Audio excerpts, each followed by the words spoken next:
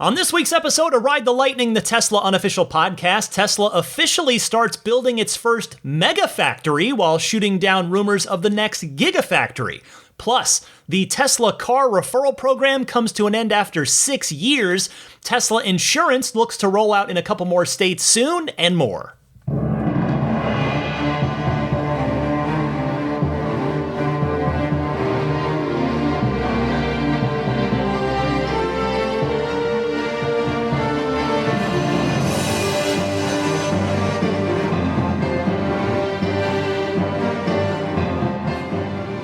What's happening, everybody? Ryan McCaffrey with my canine co-host Daisy the Boxer here with you for episode 321 of Ride the Lightning, your weekly Tesla unofficial podcast. This one for September 26th, 2021. I want to start by saying thank you to everybody who emailed, tweeted, Instagrammed, or Patreon posted me a happy birthday message. I had a fantastic day with my family on my birthday this year, so very, very grateful for that. Next This week marks the stretch run of Q3, the third quarter for Tesla employees. Always a tough, hectic stretch. So I want to say now, thank you to all of you Tesla employees for your hard work in bringing as many happy new Tesla owners into the fold as possible. I have seen this up close. In fact, the delivery center volunteering is back. I will be at the Colma location here in the San Francisco Bay Area on Thursday night, the last night of the quarter, September 30th, doing my best to try and assist the Tesla team in my small way, as I and others used to do over at the Fremont Delivery Center in the pre-pandemic times. And it's just so much fun. I love being a small part of what basically is, in my opinion, and this was my experience at least, and I've observed it with other people, for many new owners, it's the closest thing that adults get to being a kid on Christmas morning again, is when you're taking delivery of your Tesla. You've ordered it, you've waited for it. In some cases, you've waited a long, long time. So if by chance any of you out there are in the San Francisco Bay Area taking delivery at Colma that night to end the quarter, say hi to me if you happen to see me. As tonight, this weekend, we all start pressing the button, the full self-driving beta request button, assuming, of course, that it did start appearing in cars after I recorded this late Friday night. Elon tweeted early Friday evening saying, quote, FSD beta request button goes live tonight, but FSD 10.1, which is the version they're going to send out to people that they accept into that, needs another 24 hours of testing. So that will be out tomorrow night, meaning Saturday night, meaning still in the past. It should be out by the time that most of you hear this. So I would imagine that at that late hour, that the rollout of the button did happen by the time you hear this. If you're interested and you have full self-driving, either by full payment or by monthly subscription, go check in your car. I don't know exactly where it's going to be.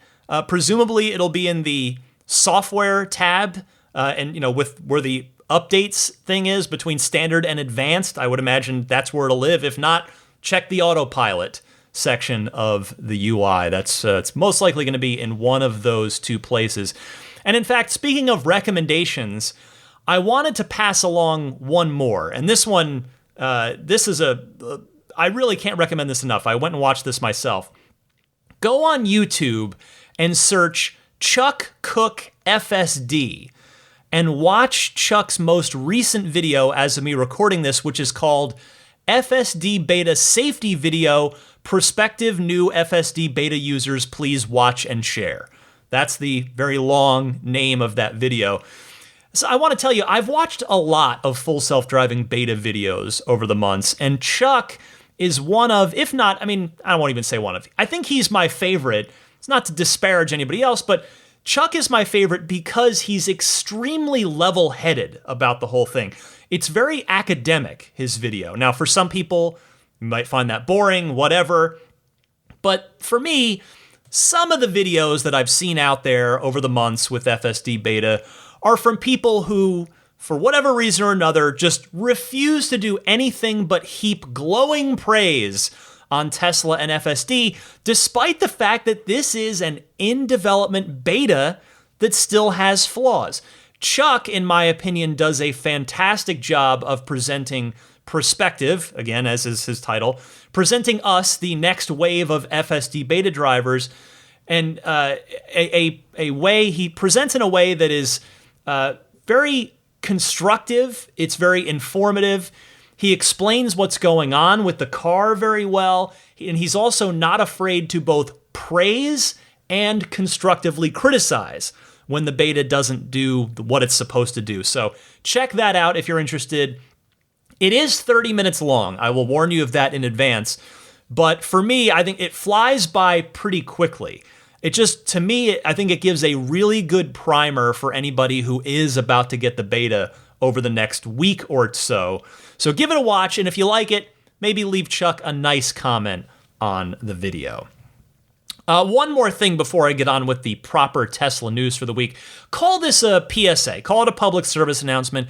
This is inspired by a tweet from somebody in the community that I saw. And anyway, the point I want to make is this. If you are at a Supercharger and you see a stall with the cord not, hung up properly, but instead wrapped around the top of the stall, what that is that's Tesla owner code for trying to tell you, do not bother pulling in and trying to plug in at that stall because that stall is broken.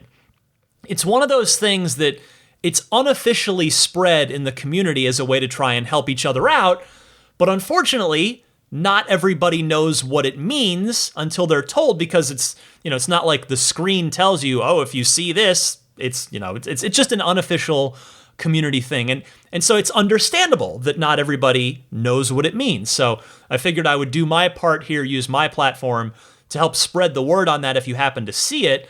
Now, Tesla, for their credit here, they have taken a step in the right direction towards messaging this better by themselves. They, if you look on the touch screen, when you tap a Supercharger, it might say something like 2 stalls out of order. Unfortunately, the car does not tell you which specific stalls are out. So hopefully that's something that Tesla is going to be able to do in the car on the screen eventually on its own. But for now, if you see that cord wrapped around, you know that the stall is not working. So I hope that public service announcement helps some of you out there. And with that, let's move on to the proper Tesla news for the week. As usual, there is plenty. First up, Tesla's referral program on the cars has come to an end after 6 years. Now, I will note, I specify cars because there is still a $500 referral available for the Tesla solar roof. Not solar panels, the solar roof tiles specifically.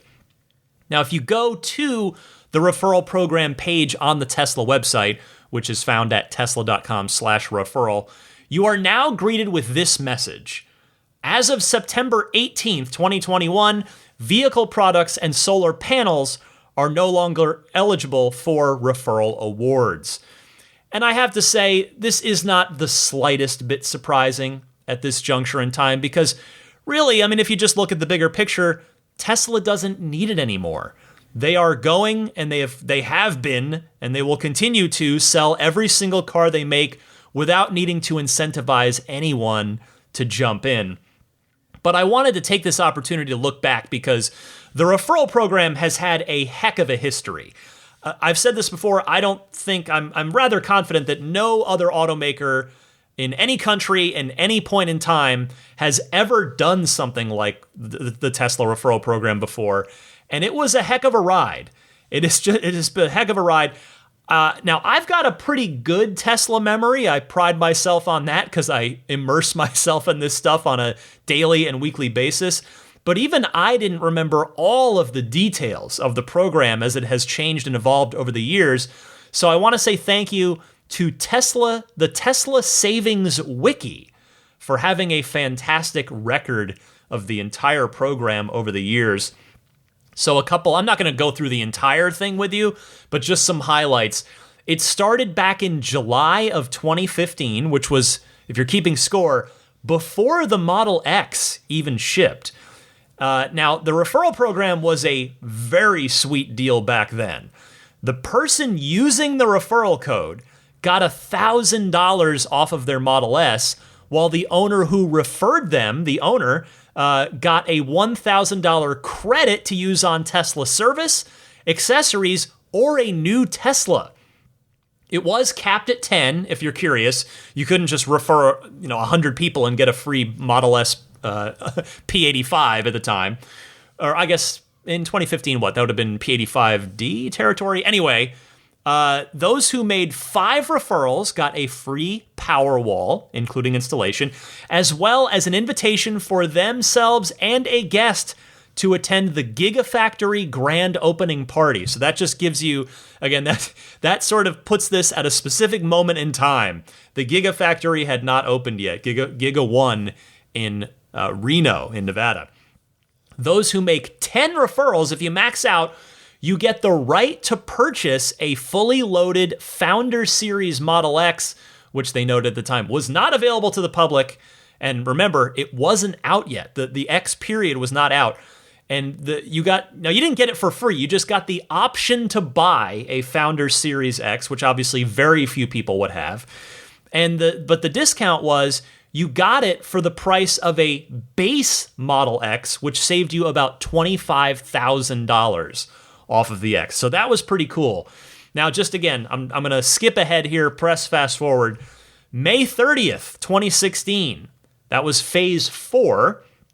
It was this, 5 referrals. You got a set of Arachnid wheels for the Model S, which at the time you could not buy. It included tires and installation as well. Model X owners could get the 22-inch turbines.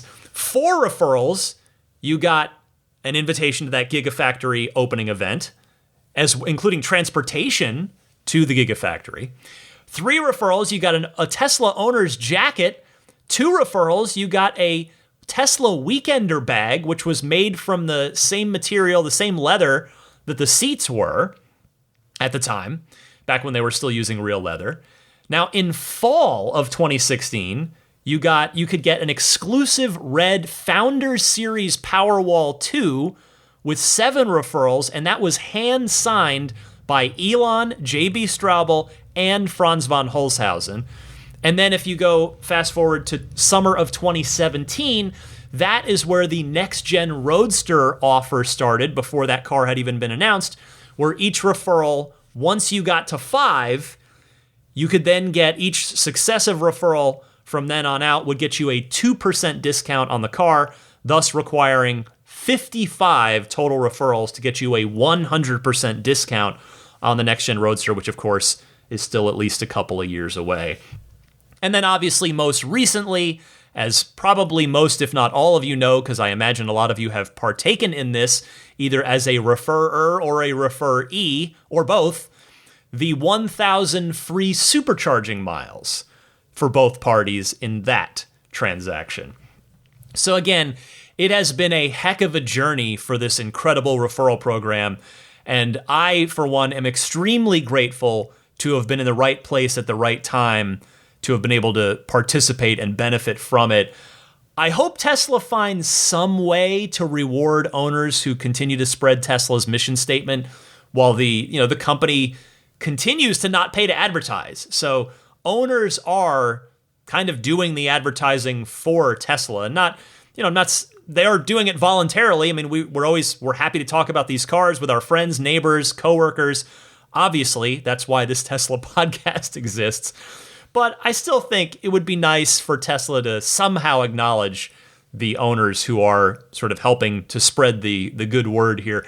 It's, even if it's just more of a nice gesture or overture than anything with monetary value, for instance, like supercharging miles have a monetary value. Maybe there's some way that Tesla could have the spirit of this live on moving forward. Next this week, the headline topic, Tesla has broken ground on a new Megafactory. Yes, you heard that correctly, not Gigafactory, Megafactory. It's in Lathrop, which is located between the Fremont factory and Giga Nevada up in Reno. So it's about halfway between. This story was reported first on Bloomberg, who wrote, A California mayor said Tesla broke ground in his city on what it calls a new Megafactory, praising the planned facility in a Facebook post that was deleted but is now visible again. Lathrop Mayor Sonny Dhaliwal saying, quote, "We are proud to be the home of the Megafactory, Tesla's most recent expansion here. The future of green energy will be produced right here in our community." And that's the end of his quote. But the plan, as Bloomberg notes, is for a factory expansion to make Megapacks, the energy storage product Tesla sells to utilities. Lathrop in San Joaquin County has long been home to the company's warehouses and logistical operations. Now, the mayor's post, which does have photos of him standing in front of this new facility's future location at a groundbreaking ceremony with a gigantic Tesla Megafactory banner behind him, reads, "We are proud to be the home of the Megafactory." I already read you the bulk of the quote. Okay. So I got to say on this, it's good to see Tesla not giving up on California. Because if we rewind the clock back to just a year and a half ago, you may remember that Elon was not exactly on the happiest of terms with the state of California in those early days of the pandemic. And of course, Elon himself has moved to Texas, although that's probably as much or more just a factor of him being close to Starbase and to the Giga Texas facility that's under construction than it is any sort of, statement to the California leadership. But anyway, the Megapacks, as you all know, have been now a growing part of the energy side of Tesla's business. So this new facility is going to help make sure that that arm of the company continues to grow. Very cool to see on that. Now, speaking of factories, a new Gigafactory rumor sprung up and was quickly shot down by Elon himself. In response to said rumor that claimed that Elon and the Tesla team had decided to build a Gigafactory in Russia, Elon responded on Twitter saying, quote, "Tesla has not yet decided on a fourth Gigafactory location." Now, let me preface my response to this by saying that I am certainly no manufacturing or logistics expert. I don't claim to be. This right here is what I'm good at. Enthusiast media. I understand people and I understand companies, and my goal and my job is to distill that down into something that's useful for people. Logistics and manufacturing are not my forte. But with that word of warning out of the way, my take on this, just as a longtime Tesla observer, obviously, is that I don't know where that Russia rumor ultimately came from, because I don't see any world in which putting a Gigafactory in Russia, and specifically the next Gigafactory, not like 4 Gigafactories from now, but the next one, I just don't see how that would make any sense. Now, in fairness, Elon didn't rule Russia out. His exact words were he just said that they haven't decided. But anyway, my point is that Russia is a geographically massive country that's not a huge car market relative to the rest of the world. So it doesn't make sense to me on those logistical details alone. It's also not near anyone else to export to because the country's so enormous. So I would think, again, just based on studying Tesla so religiously for the past 12 years of my life, for me, a second China location, a third USA location, probably specifically the northeastern US, or a UK location would make more sense to me, or maybe even India if Tesla is indeed ready to try and establish a presence there. All of those to me make a lot more sense than Russia does. So we'll see. I mean, now another natural follow-up question is, wherever the next Gigafactory is, when will it be announced? These factories seem to take 12 to 18 months to go from breaking ground to producing cars. So the question is, when would Tesla want to have a new factory open 1 to 2 years later after a groundbreaking, and where would they want it? Now, just following that line of thought, of those viable options that I laid out for me, and that makes sense to me, my brain jumps to a second location in China. And the reason is to produce the Model 2, the $25,000 car, which, it's not going to be called the Model 2, but we're just still calling it that for the time being. We know that car is being designed in China and built in China, and then will eventually be exported and sold worldwide. That car is supposed to be a 1 million plus unit per year vehicle. So I would think you're going to need another bleeding edge factory in order to make that happen. And thus, China seems like the place to do that, given that it's going to be designed and built there. So that's my guess. We shall see. Next this week, the NTSB head says that Tesla must address, quote, basic safety issues with semi-autonomous features in the car. This story comes via Engadget, who writes, new National Transportation Safety Board head Jennifer Homendy told the Wall Street Journal in an interview that Tesla needs to tackle, quote, basic safety issues before it expands features like autopilot and full self-driving to more parts of the road. She also wasn't thrilled with Tesla beta testing upgrades on public streets. Like other critics, the NTSB leader took issue with Tesla's naming schemes for its driver assists. The full self-driving label is, quote, misleading and irresponsible, Homendy said, leading some to, quote, misuse and abuse it. Despite its name, the current FSD package only enables limited autonomy in some situations and requires drivers to be ready to take the wheel at any moment. Thank you, Engadget, on that one. Well, I'll be honest here. I actually don't disagree with her assessment that the full self-driving name is misleading. Irresponsible? That's up for debate. I'm not willing to go that far. But I will give her that it's maybe a bit misleading, at least for the time being. Now, that may change very soon as the FSD beta rolls out wider and gets better and better as the neural net continues to evolve. I suspect that it's Elon's endless well of optimism, which, by the way, I've said this before on the podcast, I think it is a good thing. I think the good of that outweighs the bad, and by bad, I'm talking about primarily his penchant for giving wildly optimistic timelines on just about everything. That's what I'm referring to, really, with the bad. I think the good outweighs the bad in terms of Elon's bottomless well of optimism. But my point is that I suspect it is that optimism that Elon has at his core that may have won out in naming it full self-driving. Like, he just thought, well, yeah, we're going to do this. We're going to do it soon, so we're going to call it full self-driving. And obviously, it's taken a lot longer than anticipated. But in hindsight, certainly, hindsight's always 20/20.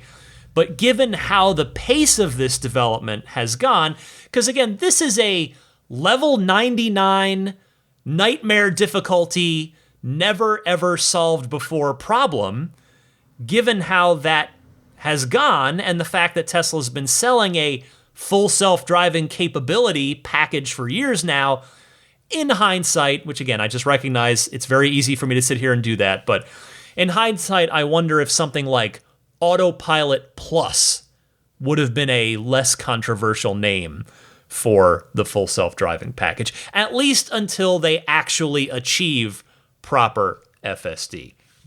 Now, that said, it's certainly in Tesla's defense here, the car is pretty darn clear about how attentive you need to be and how responsible you are for what happens when you go to turn this on in the menu to begin with, and then every single time you actually enable it for your drive, you get the message that says, keep your hands on the wheel, be prepared to take over at any time.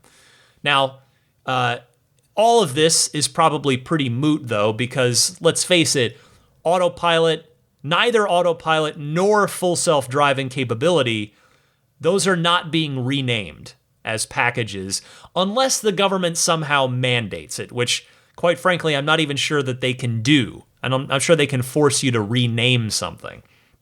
Here's hoping, though, that the FSD beta gets many of us much, much closer to living up to the actual name of the full self-driving capability package very soon here as we all await the button. One more story. It is the last one here. Tesla Insurance is looking to expand to a couple of more states here in the United States very soon. Elon tweeting, quote, "The regulatory process for approval to offer insurance is extremely slow and complex, varying considerably by state.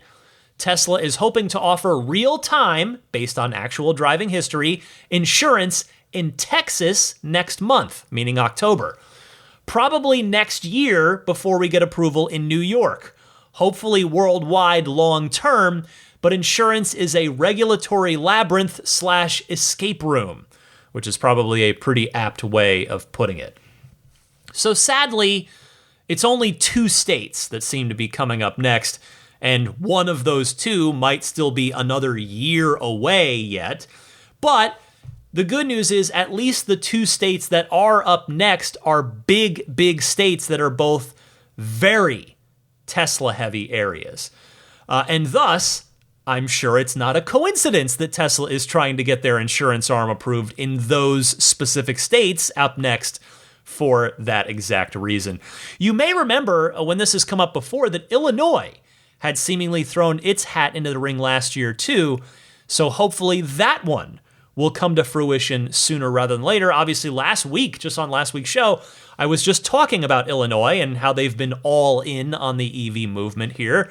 So hopefully that will continue with them accepting and approving Tesla insurance to be offered for sale. Anyway, I'm not sure if there's anything that the community can do to help out here with getting these approved. I just don't know if writing letters to state congresspeople or anything else is going to speed things along here, but at least it's good news for those of you in Texas, specifically in the short term. And I know I've got plenty of folks listening to this podcast in Texas, so keep an eye out for that.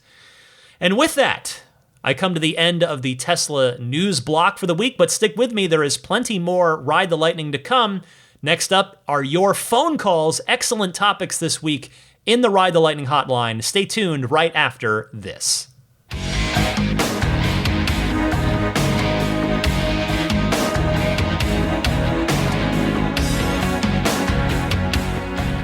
Welcome to the Ride the Lightning hotline. It is your chance to be heard, literally. You can be on the podcast by calling in with your question, comment, or discussion topic.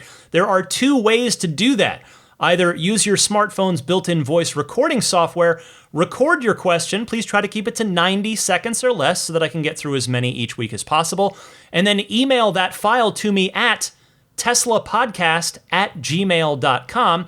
Or you can take that same call, that same question, and dial in to the toll-free Ride the Lightning hotline. Just leave a message. It's 1-888-989-8752. Again, that's 1-888-989-TSLA. And if you know someone special with an upcoming birthday, anniversary, graduation, or some other special occasion, you can give them a unique gift of recorded voices from friends and family telling them why they're special.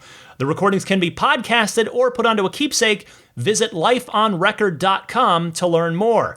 Let's kick it off with Somi from Vancouver talking video games in the Teslas. Hi, Ryan. This is Somi from Vancouver, Canada. I just wanted to give a little plug to the Skyforce Reloaded game that was added to our Teslas back in July 2021. I know that the novelty of having video games in the car has probably worn off on many Tesla owners. And so when these games get added, I don't know if Tesla owners try them anymore. I'm not a huge video game person, but I try to try out every little feature. This one, I have to tell you, it was made for a big touch screen. especially in the Tesla with the surround sound. It is just so cool.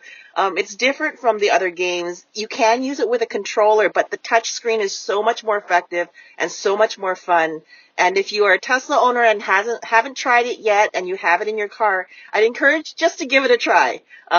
Just so you say you've tried it. But I just wanted to let people know, because I do feel like this one is a little different. It does have a real sort of intuitive feel, and it belongs in the car. So, and as usual, Ryan, thanks for all you do. You have such a great podcast. Keep up the great work, and we'll talk to you soon. Bye.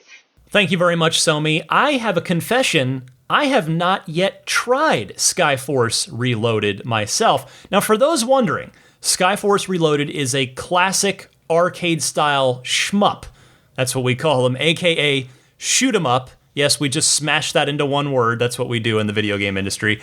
So it is a vertically scrolling shmup. In other words, your ship is at the bottom of the screen and you shoot towards the top of the screen as your ship moves in that direction.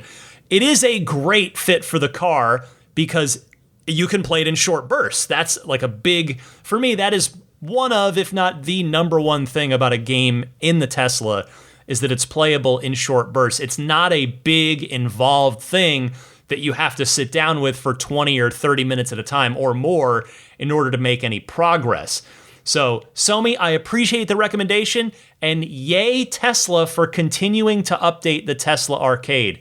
Hopefully, on that note, the new Model S owners get Cyberpunk 2077 soon, even though I just got done saying that big games that need 20 to 30 minutes at a time aren't ideal, which is pretty much what Cyberpunk is, but you can still kind of goof around in the open world for a few minutes at a time in Cyberpunk. Next up is Tony in Tucson. Hey Ryan, this is Tony out in Tucson driving my 2021 Model 3 long range.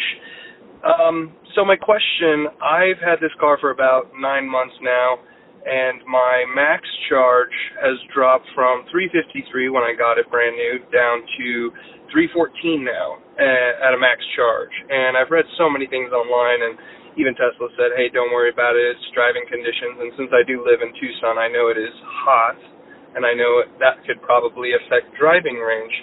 But my main question is what is, at least your point of view, what is better? Tesla says to charge the car every night to around 90%.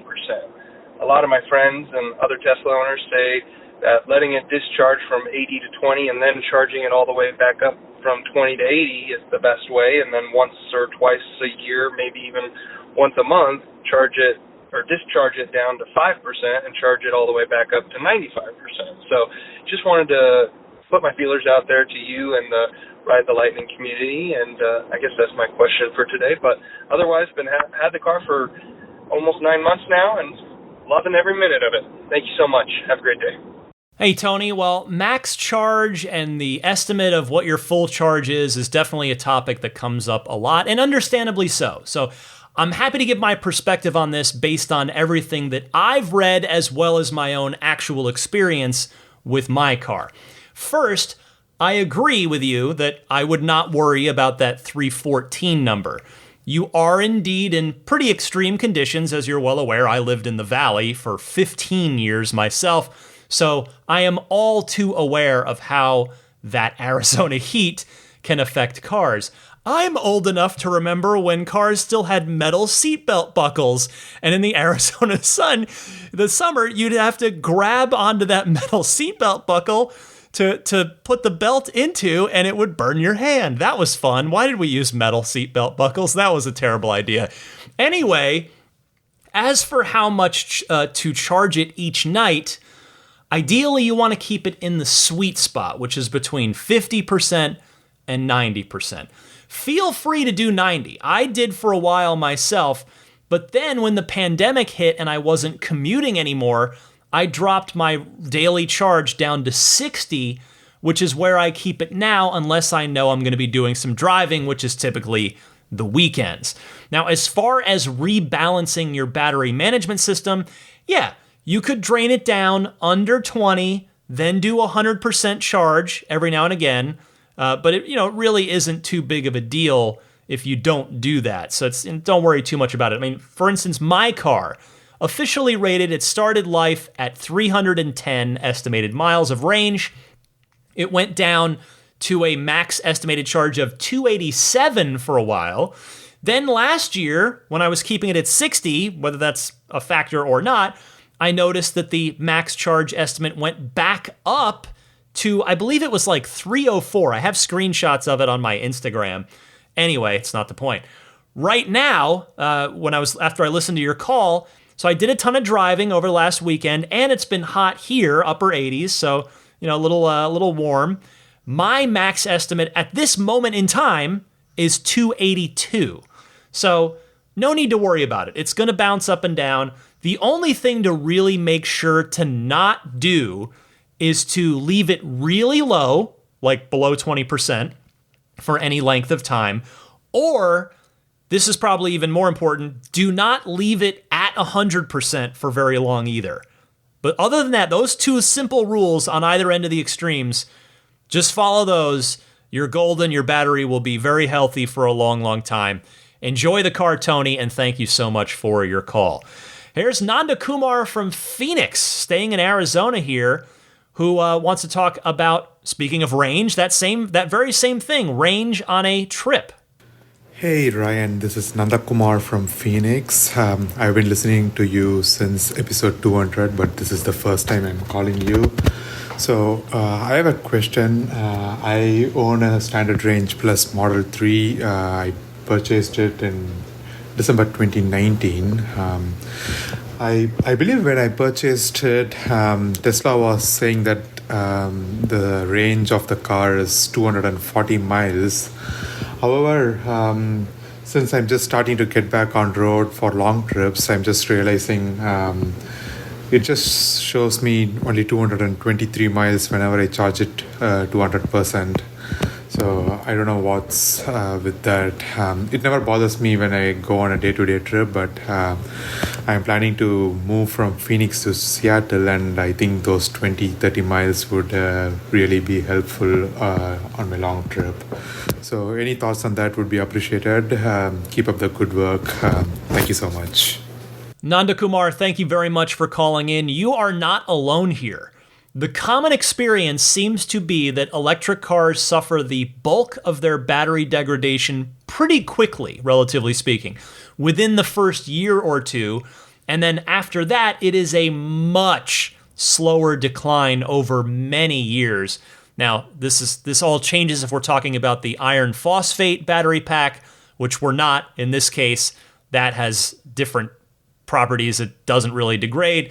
Anyway, but let's stick with your car here and get back to that. So my car, just as an example, because I have the same kind of battery in mind that you do, my car just turned 3 years old, and as I mentioned with the last caller, it was officially rated for 310 miles. Now, never mind that it's never gotten that, and it never will because of the 20-inch wheels on the performance version, but I digress. So again, if I check my max range in the app right now, it's showing 282. However, as I was talking about with the last call, that battery management system, it will adjust that estimate based on a number of factors. It'll go up, it'll go down. So I would not worry too much about it. But to be clear, what you're experiencing is not abnormal. So good luck on your big trip, and thank you again for calling in. Going over to Texas now to talk to Daryl from Houston, sharing his experience supercharging outside of California. Hey Ryan, this is Daryl from Houston again. I listened to episode 318 while driving back from Wisconsin, and after your bit on V3 superchargers, I thought you'd like to hear my Mid-America supercharging experiences. I regularly take road trips from Houston to visit family in Wisconsin. Due to COVID, my previous trip was December 2019, in which all locations were V2, and I often had to do the slow charge beyond 80% to reach the next stop. Worst was the 100% charge required between Minor, Missouri and Little Rock, Arkansas, and even then my 2018 long-range Model 3 prompted me to drive below the speed limit. For this trip, I visited my nephew at Fort Riley in Kansas, family around the state of Wisconsin, and then friends in Chicago. Of the 19 supercharger sites I used, 5 were new V3 locations with 8 to 22 stalls, and 14 were older V2 sites with 6 to 10 stalls. The faster charging, plus not needing to charge beyond 80%, was a noticeable improvement over prior trips. Prime example would be the new V3 site in Brinkley, Arkansas, which eliminated both the 100% charge requirement and the prompt to drive below the speed limit that I'd previously encountered. Another difference I noticed was the charging fees. On prior trips, only Minnesota charged by the kilowatt. All other states were by the minute. This trip, only Texas and Wisconsin charged by the minute. All others were now by the kilowatt. In the Houston metro, our two newest Supercharger sites are V3, containing 16 stalls each. Our 5 older V2 sites range from 6 to 12 stalls. During all of my trips, I've only had to wait for a stall once. This occurred in Little Rock during the summer of 2019 and was due to 9 of the 10 stalls being iced. Turned out they were having a sales tax holiday weekend, and Little Rock's only Superchargers are located at a mall, which was packed. So from what I've seen in Mid-America, Tesla's Supercharger expansion appears to be keeping ahead of their vehicle sales growth. I hope you find this informative. Have a great day. Daryl, I really appreciate you sharing your experience here. And yes, I do find your call informative. I'm very, very glad to hear that the experience of supercharging outside of California, where I've been talking about the massive expansion that's been going on, very glad to hear that it has gotten noticeably, tangibly better. Safe travels to you, and thanks again for calling in. Next up, here's Derek from West Virginia talking about satellite radio in the Teslas. Hey Ryan, Derek Nussert here from West Virginia, calling about Sirius XM radio.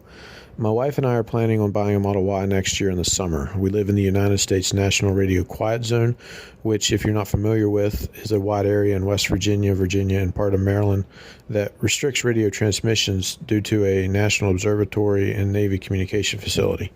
Check it out if you're interested. This limits radio and cell service in the area, and from what I understand, the Model 3 and the Model Y do not have or do not come with a Sirius XM radio installed. Streaming isn't an option for the majority of my wife's daily commute, as there is only spotty cell phone service. Do you know if there are any options for Sirius XM in the Model Y? Thanks in advance, and keep up the good work. Thanks. Hey, Derek, I did not know about the Quiet Zone. I Googled it after I listened to your call, and sure enough, that's a thing. I had never heard about that before. So thank you for educating me about that. I got to learn something new today, which I always appreciate. Now, to your question, I was all set to have to regretfully tell you that I don't think you can do it, that only the S and the X have it, but the S and the X do have the antenna built in, so it would work as it's not a streaming connection in those cars. But then I found a website online from a guy giving step-by-step instructions on how to do a clean install where the unit would live nicely in the bottom of your center console. So, it looks like it can be done, though it might not be for the faint of heart because it requires a lot of routing into wires and all kinds of things. Also, it taps into FM, but if I'm reading it correctly, I think it would only be for communicating with the car, and maybe it wouldn't be a victim of the Quiet Zone. But maybe I'm mistaken, I'm not quite sure. So I hope that helps in some small way. I believe I sent you the link via email to that video, that the instructions that person made for that install. Jason from Highland, Indiana is up next talking about the Illinois EV rebate. Hi, Ryan. Jason Tharp from Highland, Indiana. I wanted to add some information on the state of Illinois energy legislation that you spoke about in episode 320, primarily about the EV tax credit and how it would likely cover all or a large portion of the sales tax, depending on model purchased. Unfortunately, this information is only partially accurate. The state of Illinois does have a 6.25% sales tax, but allows each county to tack on up to an additional 4.75%, which many of the more populous counties do. For example, the top 4 most populous counties are Cook, DuPage, Lake, and Will counties, and their sales tax rates are 11%, 10%, 8.75%, and 9% respectively. Not surprisingly, Cook is the state's highest tax rate, as well as the home to Chicago, and the other 3 counties all surround Cook County. I just thought I'd add some context for people that may not be familiar with the tax stratification of the state of Illinois. As always, love the show and keep up the great work. Thanks. Jason, thank you very much for that clarification about the Illinois EV rebate.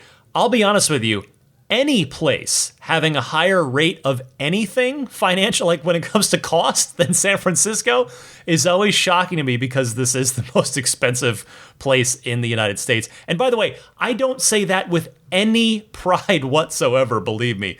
But anyway, the EV rebate is still very generous, and it will at least knock out a lot of that sales tax bill for most folks in the state of Illinois. And honestly, I hope more states follow Illinois' lead on this.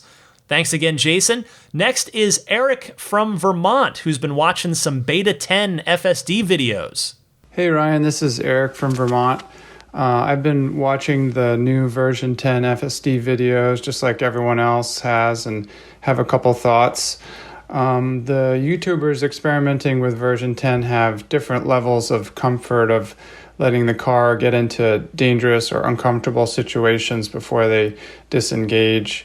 I'm a believer that you do learn the most in life from your mistakes, and FSD software is probably no different. But what level of mistakes are needed to train the fleet? Do we want to do subtle miscues on timing, acceleration, or steering, or really let the AI get stuck and ask for a bailout from the driver? I'd love Tesla to give us testers some direction, especially when we are driving version 10 whatever. And then my other thought is I haven't heard much on Tesla car insurance lately. At some point, the liability is going to go to Tesla when FSD is engaged,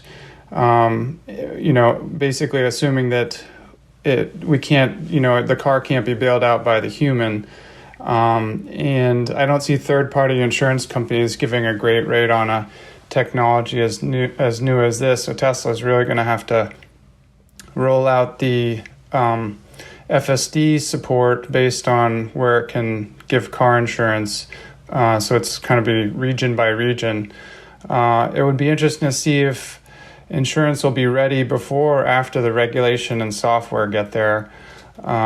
Tesla insurance should be cheaper out of pocket because the FSD liability switches to Tesla.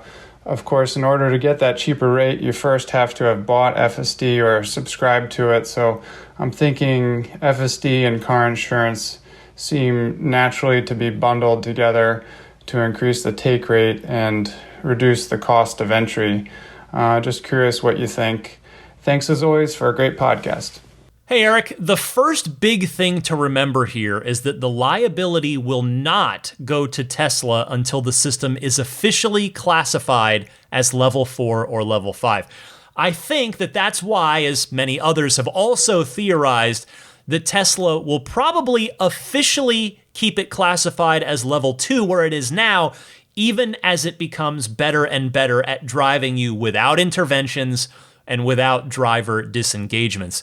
That probably will mean that the autopilot nag sticks around, necessitating, of course, that you keep your hands on the wheel at all times and have a little bit of, pressure applied so that you are on the wheel. But that liability is a big factor in how the system is classified and regulated as well. As for Tesla insurance, you are correct in that Tesla will have all the data on its insurance clients.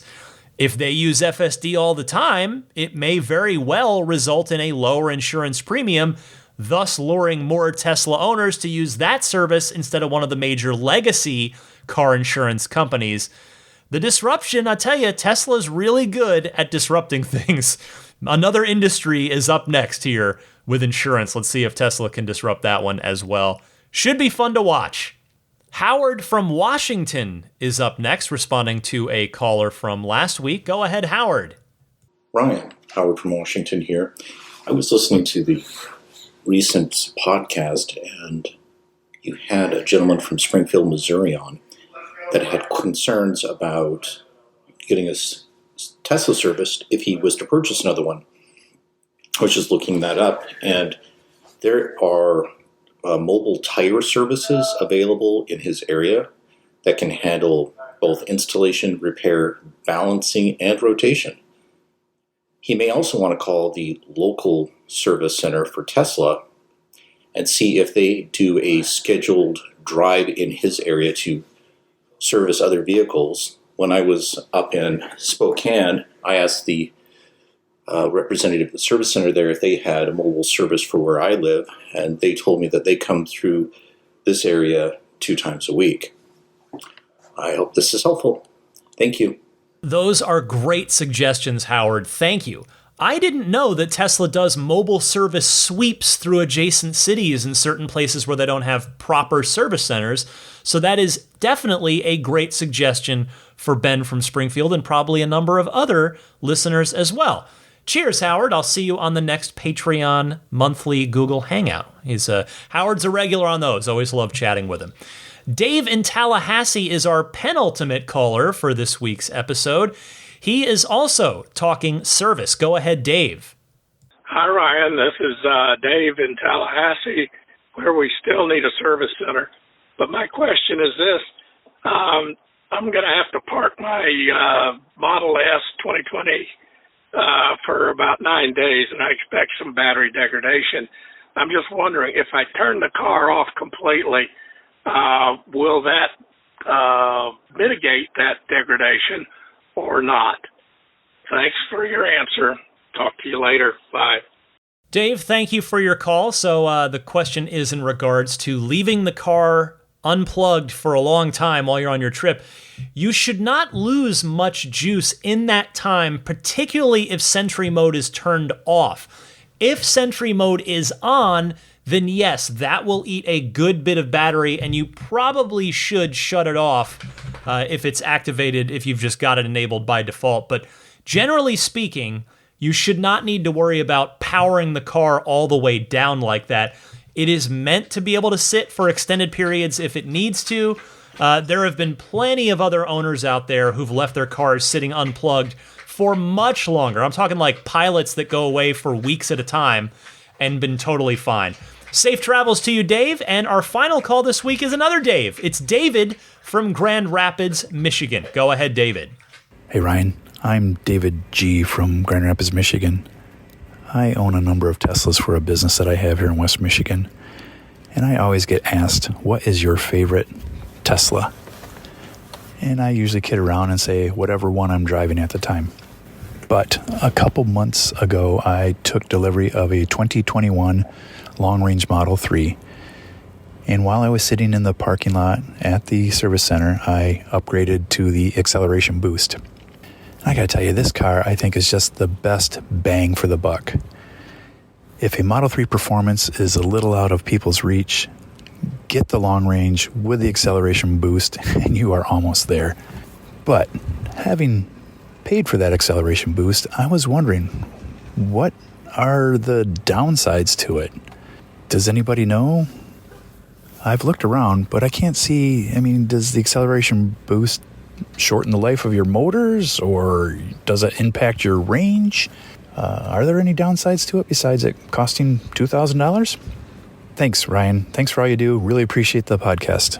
David, great to hear from you. There are no downsides to the car, and I agree it is the best bang for your buck overall relative to the performance version. All the acceleration boost does is unlock a bit more juice from the motor, juice that you get and then some when you buy the full-blown performance Model 3. Your motors are not going to suffer, and unless you drive it like you stole it, neither will your range, since you'll still have the same 18-inch or 19-inch tires and wheels. It's when you go to those 20s, like I was talking about earlier in the podcast, the 20s on the proper Performance 3, that is where you take a noticeable range hit. Trust me from experience on that. Just enjoy it in good health, David, and thank you for calling in. That wraps up an excellent block of Ride the Lightning Hotline phone calls. Again, if you would like to be featured on this podcast, you can call in anytime with your question, comment, or discussion topic as it pertains to Tesla. Just dial in one of the two easy ways that I told you about at the top of this segment. But I'm not done yet. Stick with me for the pro tip and more coming up right after this. This is Steve Downs, the voice of Master Chief, Sierra 117. You're listening to Ride the Lightning, the Tesla unofficial podcast. You know, that Cybertruck looks a lot like a warthog, doesn't it? Master Chief, out. I am very excited about what's going on with my car this weekend. I just cleaned it, yes, on Friday night before the podcast, because Saturday morning there is the big Tesla Owners Silicon Valley and also East Bay joint club meetup at the Mac House in Fremont, California, probably not too far from the factory.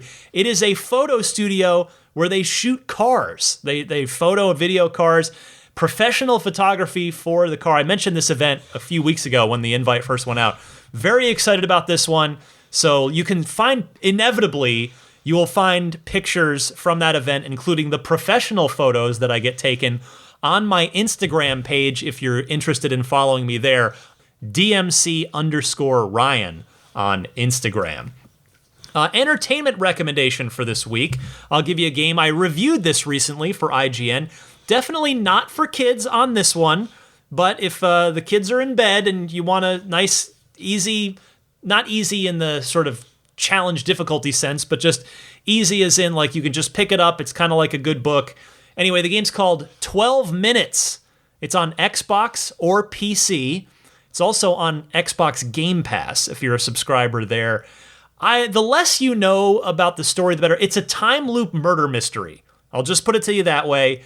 The end of it, I really like the game. I gave it an 8 out of 10 for IGN, so there's my entertainment recommendation for this week. Also, I haven't mentioned this lately because they've all been sold out, which is amazing. My Hedgelords, my Tesla-inspired NFTs that I've been making, I'm trying to get more done because they've all sold, which just makes me so happy. They've all got happy homes. And there are a couple in the works right now, so you can keep an eye out for more of those as they go up at www.hedgelord.net. Again, these are inspired by the waving hedgehog who says, haha, yes, that's on the order confirmation page after you purchase your Tesla. So I've sort of taken that and tried to make it into an Elon Muskiverse inspired character with, just take a look if you're curious. Even if you're not interested in NFTs themselves, you just want to see what they look like. I've been having a lot of fun with these, so check those out. All right, time for the pro tip of the week. Here's Tyler from Ohio, who was able to track down a very curious vibration in his car. Go ahead, Tyler. Hey, Ryan. This is Tyler from Malvern, Ohio. I have a tip for everyone. I was recently dealing with some vibrations on my Model Y when I was going about 65, 70 mile an hour on the highway, and I took it into the Goodyear Tire Center because I'm not very close to a Tesla service center, and they worked on balancing the wheels for me and everything, and they thought they had it figured out and even showed me the foam inside of one of the tires being attached. I didn't know till I got this car that there might be foam inside of the tires just for noise reduction and stuff. So after they worked on it, I still was having some issues, and they got pretty violent, and the vibrations, and I actually was able to make something work at the service center in Columbus, and they checked it out and found my front passenger tire had its foam detached, and that's what was causing all my vibrations. And they made me really happy. They were able to swap the tire with a new one, and it's been super smooth since. So I just wanted to throw that out there for folks that are new to Tesla. My trucks in the past don't have any foam inside, so I've never heard of that. So just something to watch out for if you run into any issues, and keep up the great work. Thanks. Tyler, thank you for that tip. I have heard about this problem over the years here and there, so I am happy to share your experience because I'll tell you, I am someone who is driven nuts by little NVH, noise, vibration, harshness issues. This would have made me crazy. So now I know that if it happens, if I hear this, I will think about your call and have the insulation foam in the tires checked. Now, for those curious, that foam is in our Tesla tires to try and block some of the sound from the road, since there's no engine noise to cover up the road noise in a Tesla.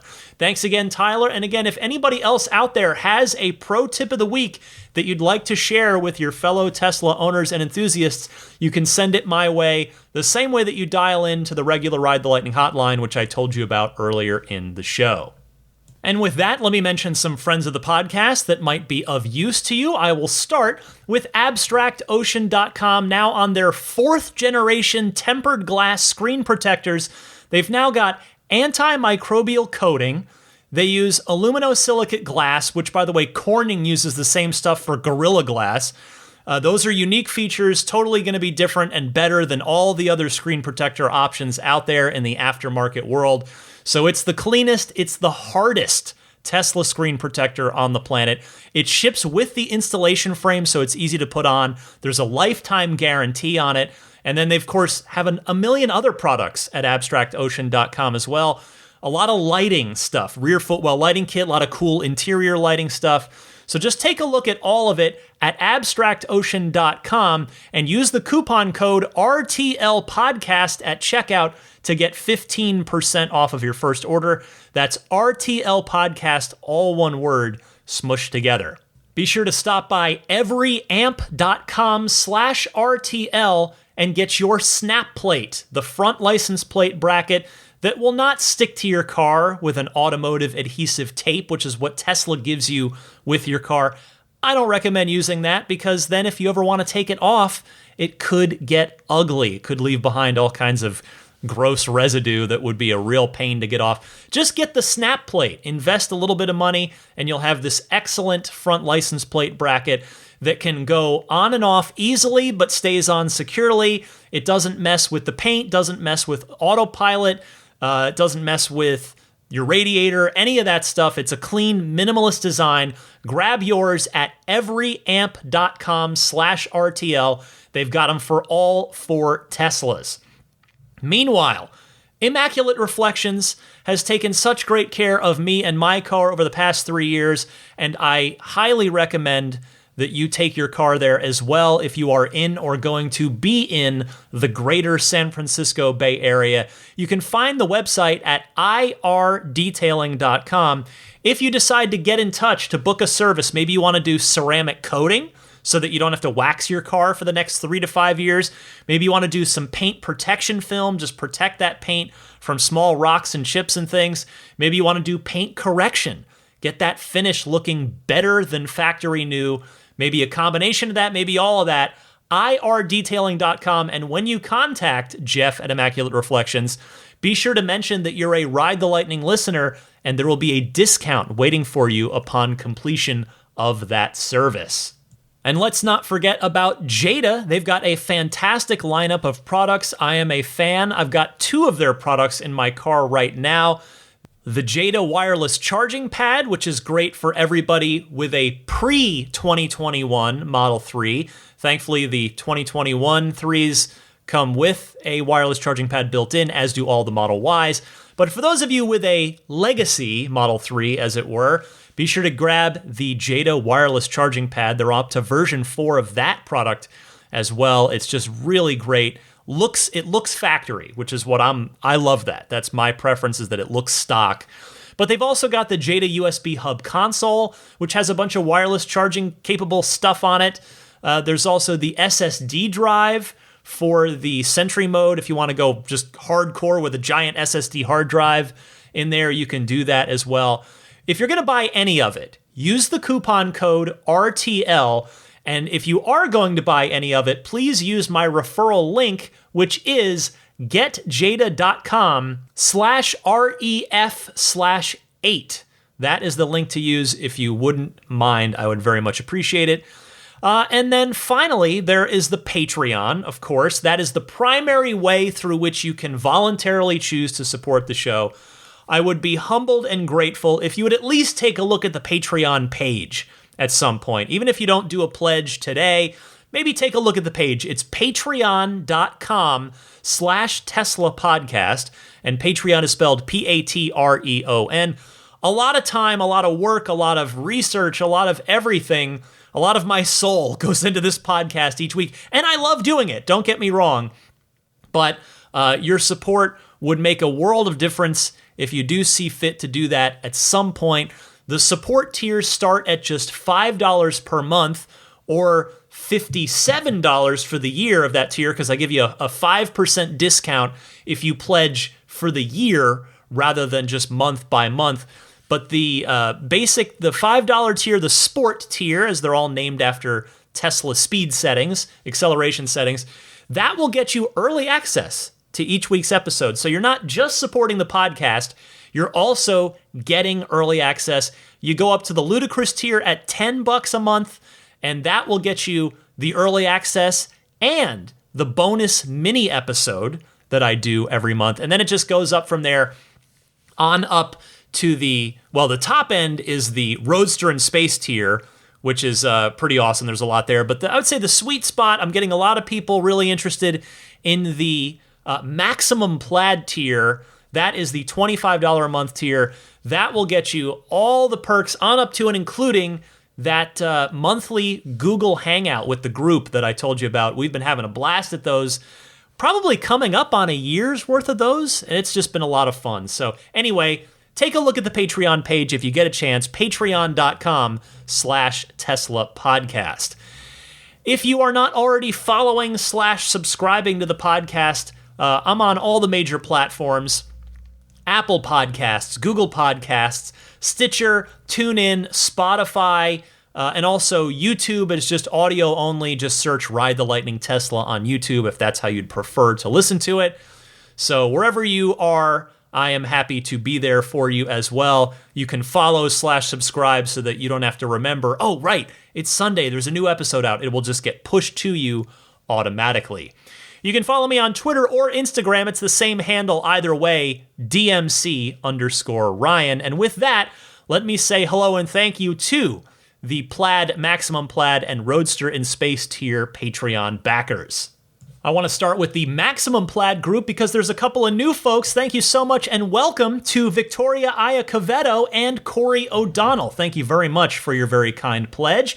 And then the rest of the Maximum Plaid group: Jonathan Wales, Cameron Clark, Daniel Grummer, Seth Capello, Nick and Tony, Tesla Hitchhiker 42, John Schmidt, Stan Roth, Howard Anthony Smith, Charles Galpin, Ryan from Las Vegas, Darren Nickel, Kaz Barnes, Ulrich Lassa, Brett Libano, Patrick Wisniewski, Gil Cabrera, Hay Watley, Eric Brown, Mark Eversole, Todd Badger, Joe Edgel, Kevin Yank, the Tesla Owners Club of San Joaquin Valley, Michael Williams, Will Stedman, Mait Suaru, Derek Nesselrote, Justin Perez, Jeremy Harris, Chris Beach, Tom Mills, Alex Brem, Matt Kalin, Zachary Howard, and Tyler Smith.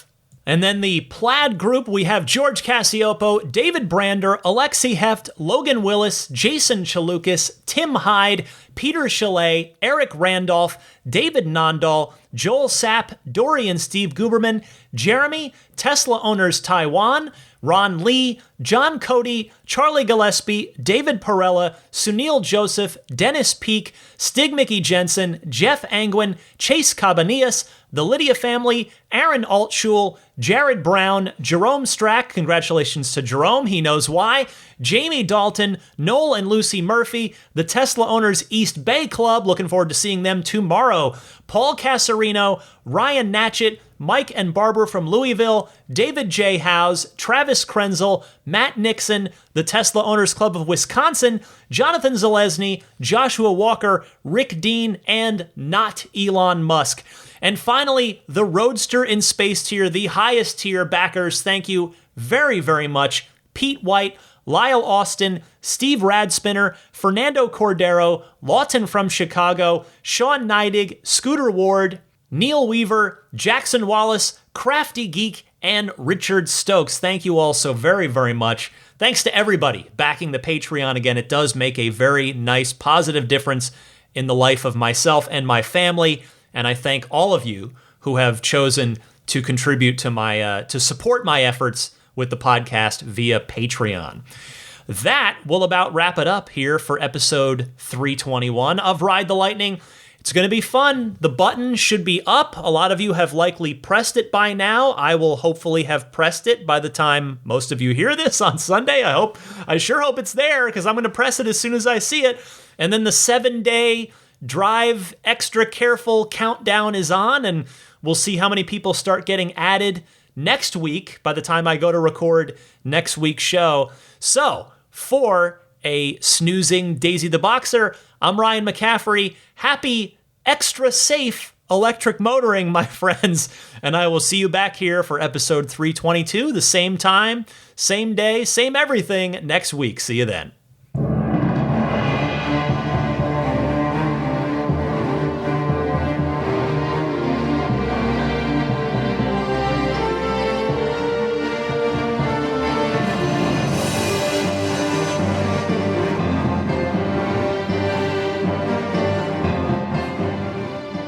I mean, I think a Tesla is the most fun thing you could possibly buy ever.